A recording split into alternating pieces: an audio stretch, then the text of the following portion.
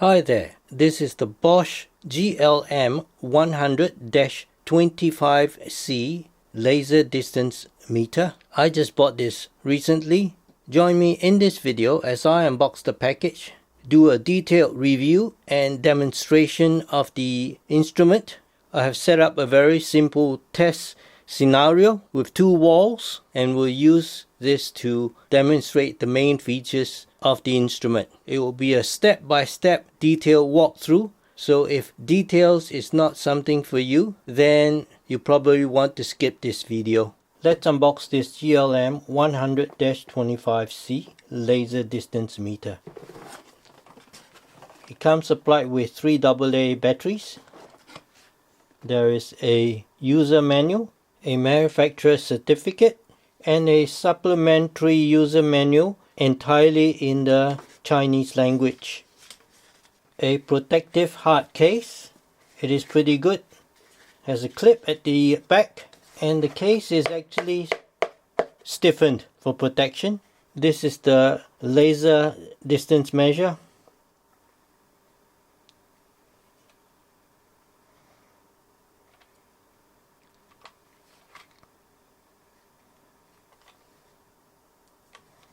Dimensions of the laser measure. The length is about 143 millimeters and the width is about 65 millimeters. It's a pretty good size for the hand, and I've got small hands. Obviously that's the display. Battery compartment is in the rear. To open the battery compartment, first press on this stock pin release button. That releases this rear pin. Now lift this screw cap and turn it anti-clockwise 90 degrees and it lifts out.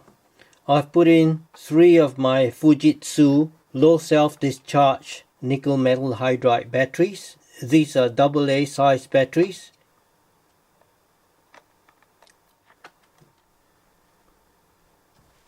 Press the stop pin release button again and return this to the back.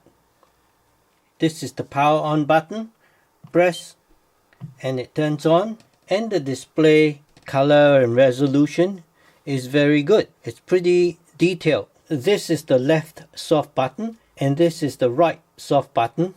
Go to settings, press the right soft button, and it shows me in a simple circular dial the settings I can change, and this function button acts also as an OK button. So press OK. And it shows I can select Bluetooth off or on. To select, I use this left and right arrow keys. Right to get to there, left to get back. I'll keep it on off. Press the function key again to accept, or the left soft key to return back. I'll press OK. Press the right soft key again. Right arrow key. I can select the reference level. Press OK. If I press the right arrow key, it goes to the pin position, and the pin position is when I release this pin, and with the pin release, the reference level begins at this point. I'll press the left arrow key again and return the stop pin to its rest position. Now watch this dial. If I press the stop pin release button, you see that the dial automatically chose the pin position as the reference level. I'll return the stop pin to its rest position, and when the stop pin is returned to its rest position, you notice that the reference level returns to the rear. I'll press the left arrow key and it says reference level is now tripod. And what tripod means is, at the bottom of the laser measure there is a 1/4 inch tripod screw hole to mount this to a tripod. So the measure must occur at this line. I'll press the left arrow key again, and now the reference level is changed to the front face. Press again to return the reference level to the rear. Press OK. Go back to settings again. Press the right arrow key. Go to timer. Press OK. And it shows I can select timer off or timer for 1 second, 2 seconds, or 5 seconds, or 10 seconds. I will keep timer off, and I can go back by pressing the left soft key. Press the right arrow key. And I can choose to use this as a permanent laser on. Press OK. Permanent laser is presently off. Now permanent laser can be set to on. I'll press the left arrow key to keep it on off and press back. Press right arrow key. I go to tilt calibration because this instrument can also be used to measure tilt angles. So this means the instrument needs to be calibrated. I'll press OK. Put it flat. There's a symbol to press this arrow key. It now tells me to spin this 180 degrees and to press the arrow key again. Now it wants me to tilt this 90 degrees up. I'll press the measure key again. It now wants me to rotate this 180 degrees. And I'll press the measure key again. It now wants me to stand up the laser measure. Press the measure key. Wants me to rotate it 180 degrees. Press the measure key again. And it shows a green pass tick to show that tilt calibration has successfully completed. I'll go back up. Press the right arrow key. And this says viewfinder calibration. I'll press OK. And what that has done is the laser measure has illuminated a red laser spot. I've put a black tape here so that we can see the spot, and also so that I can align and calibrate the optical camera view so that the cursor for the optical camera is aligned to that red laser spot. So you can see that the red laser spot is here and the cursor for the optical camera is here. So I need to bring this cursor downwards towards the red laser spot. And to do that, I use the left, right and up down arrow keys.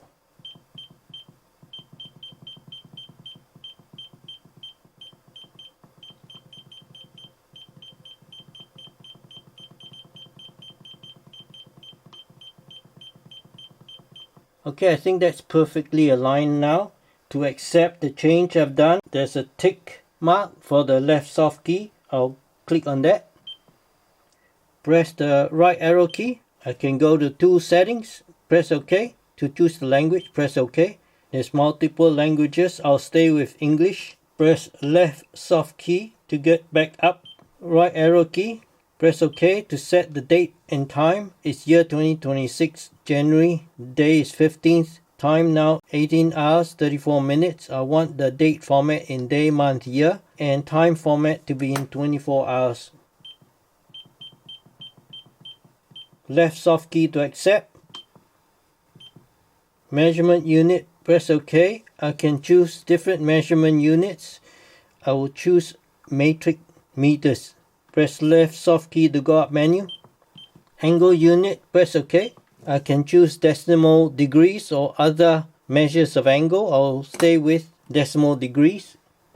Right arrow key, press OK. I can choose to turn the Pro 360 mobile application on to integrate with, say, my Android mobile phone. I will leave it as on. Press left soft key. Right arrow key provides tool information. Press OK. Tells me the serial number, the software version, the Bluetooth address. Go back up. Right arrow key. Audio signals. Press OK. I can choose to have the speaker on or off. I will keep it on. Left soft key. Go back up. Right arrow key. Press OK. I can choose the automatic shutdown time to be Inactive. or 2 minutes or 5 minutes or 10 minutes. I will leave it at 5 minutes. Go back up. Right arrow key. Press OK. I can choose the time for the instrument to dim the display. I'll press right to set it at 1 minute. Left soft key to go back up menu. Right key to set brightness. Press OK. It's now at maximum brightness. I'll leave it at that. Right key. Press OK. The display can auto rotate or it can be set to off. I'll keep it on auto rotate on. Go back up. And go back on languages and I'll go back up. Bluetooth, press OK. I can set Bluetooth on so they'll integrate with my mobile device. Go back up, and that's the settings.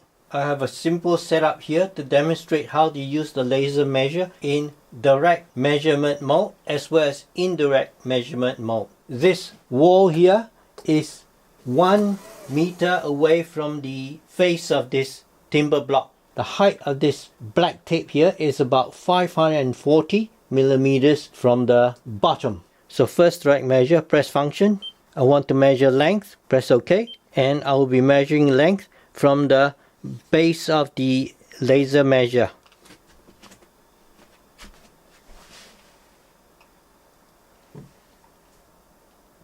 Press measure, and the red laser dot is here. Press measure again, and it measures 0.999 meters. I only roughly set this timber block 1.0 meters away. So it measures 0.999 meters in direct measurement mode from the base. Press function, press right arrow key to go to area, press OK. And to measure area, I'll assume we're measuring this length and this height. Press measure, says to measure the first distance.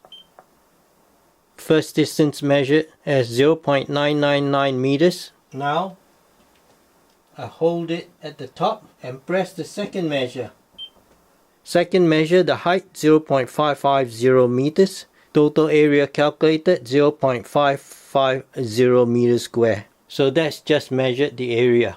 Press function again, right arrow key to measure volume, and I'll assume I'm measuring the volume from this length, that height, and this width. So press measure. Wants me to measure the first distance.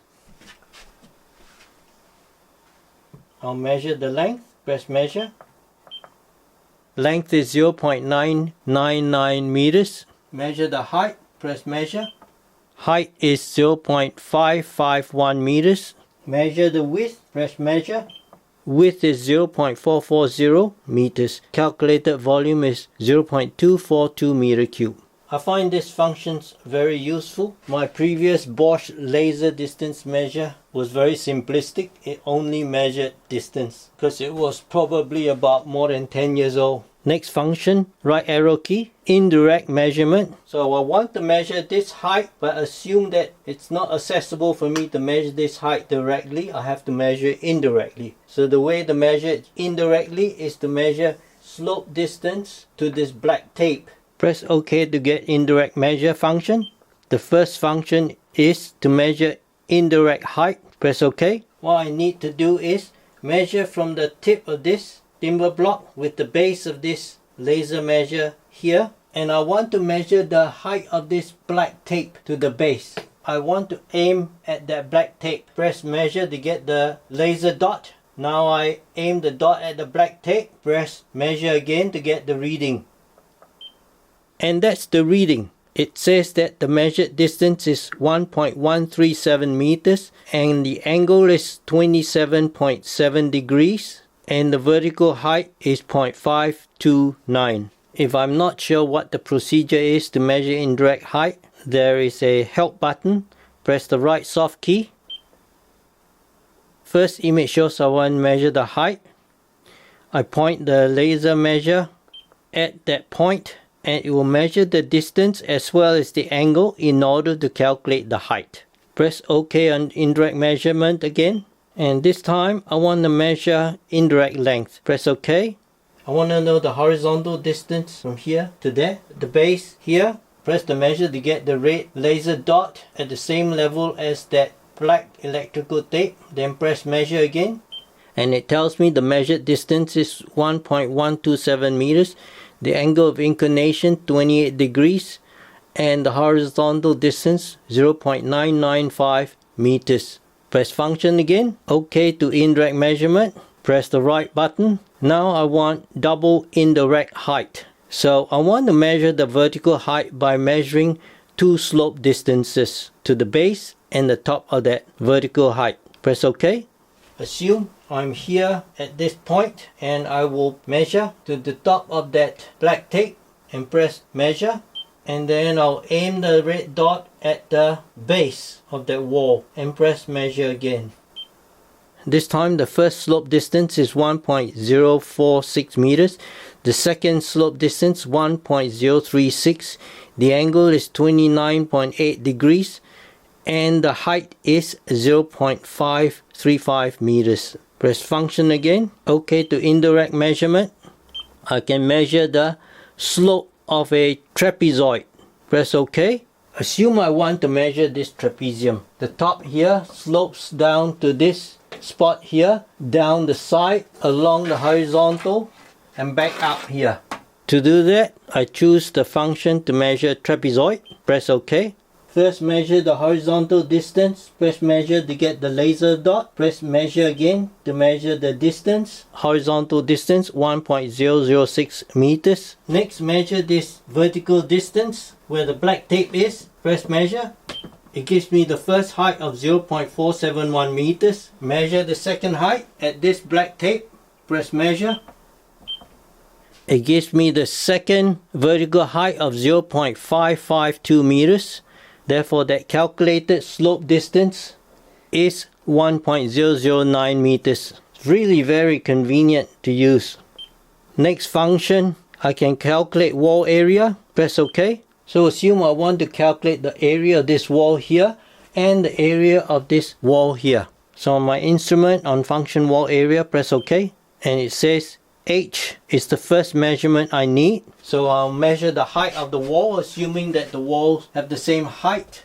Press measure to get the laser. Press measure again to actually get the height. And the height is measured as 0.551 meters. Now I measure this length of this wall.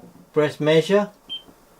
First length is 1.014 meters, and the area calculated so far is 0.559 meters squared. Next wall, press measure, and the second wall has a length of 0.441 meters, and now the cumulative area is 0.802 meters squared. So if a third wall, it'll be the same thing, just measure the length of the wall. Next measure, press right, it's called stake out. Stake out measurement mode allows me to set out points at the same interval distances apart. So press OK, and there's a symbol here to show that I can edit. I'll press the left soft key, and I have the distance interval set as 0.3 meters. If I press positive or negative, I can increase that distance,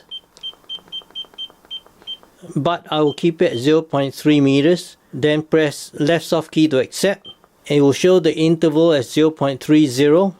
Set the instrument at the first start position. Press measure, and it shows a reading of 0.184 meters. And there's a blue arrow with the number 1 saying that the first stakeout point will be this way. So I move the meter back, and as I move it back, the distance indicated in the red increases. So it has beeped at the first stakeout point, 0.300 meters, and that's the front edge of the black tape. Now I want to find the second stakeout point. I will move rightwards.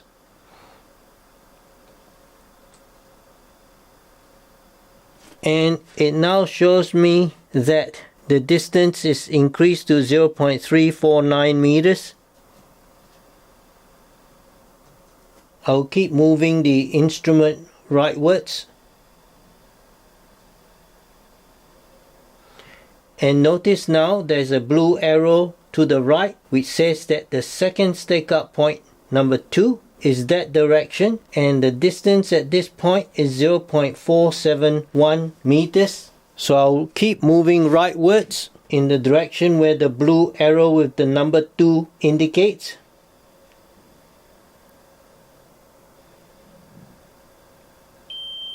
And it shows that stakeout point number 2 is 0.600 meters, and that's located here at the front edge of the black tape. So this does make stakeout settings faster and simpler. I'll move now rightwards towards stakeout number 3. Distance is increasing, 0.741 meters. Move it rightwards. Now there's a blue arrow with the number 3 pointing to the right, indicating that I'm getting close to stake out number 3. Here we are, 0.900 meters, and this is the front edge of the black tape. So this is how the stakeout function works. It makes it much easier to do stakeout settings. Next function is the bubble level. Leaving the instrument on my workbench, the bubble is nearly in the center, and if I slightly move it, you can see that the bubble moves. If I press the measure key again, it locks that padlock so that it's in that position, and I guess that's useful for getting a determination on what the slope gradient is.